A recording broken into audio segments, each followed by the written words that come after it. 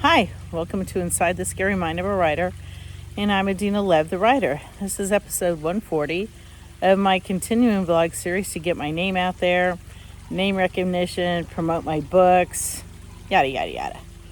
Oh my goodness, it's fall. Behind me is fall. And at Fort Liberty, it's no longer Fort Bragg, they're running helicopter drills.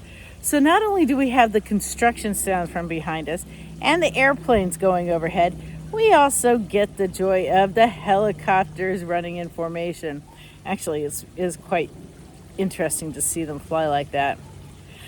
Here's a question for you. Whatever happened to pride in what you do, in workmanship, integrity, customer service? The customer's always right. That doesn't fly anymore.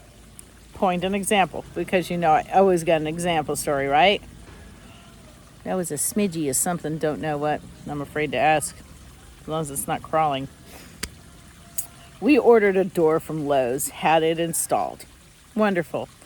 The installer, he's on time. Actually, he was early, he's professional. He pulls off the old door and says, "Miss Lev, you need to see this." I go over there and he shows me that because the improper installation, water was running behind the J channels. I now know what a channel is on the door frames. And he says the water got behind here and just ran down the side of the frame of your door, and it has deteriorated the wood. And I'm seeing all the wood underneath. I said, "Should we have seen this during inspection?" He said, "No. Unless you pull the door, there's just no way. But it's the faulty way they did it that caused something that should have lasted for a long time not last." And then he points out the flooring. He says, "See this here? This flooring on the inside?" "Yeah." He said, "That's been there for a good 4 or 5 years. When did you have this floor redone?" 2 years ago." He said, "Yeah, they saw that and they just went ahead and did the flooring on top of that." So, whoa, okay, so it's not a fly-by-night group we went with Empire Flooring. I called Empire, sent them the pictures, and I was told, "Oh, sorry, your warranty on labor and installation ran out a year after you got done. You just had it done 2 years ago." I said, "But you guys, your installers put it over the floor, knowing that this floor was damaged like this." "Sorry, ma'am. Too bad, so sad. Bye-bye." What the heck?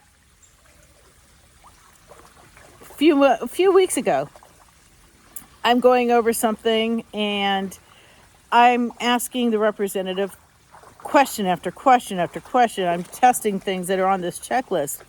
And he's starting to get annoyed because I am asking in-depth questions. How does this work? What does this do? And the guy got a little snippy. I said, "Excuse me, Patrick. Bitches aren't born, they are made. Somewhere along the line, somebody sold me a bill of goods, and then later on I find out I'm the chump. So I'm sorry if I'm asking all these questions, but I'm spending good money here, and I think I need to be answered." He apologized. He said, you're right, I'll answer your questions." But why should it come to that? Whatever happened to pride and workmanship? I have to ask these questions because I got bit in the ass so many times on things, and I'm not the only one. This happens all the time to people, and people just don't give a snot. You say, "I'm going to boycott XYZ." Let's say I'm going to boycott Home Depot because they sold me shiesty goods. Oh, well, Lowe's and these big stores, they don't care. You walk away, oh, well, there's 50 people right behind you willing to spend money to get in there and do what you're doing.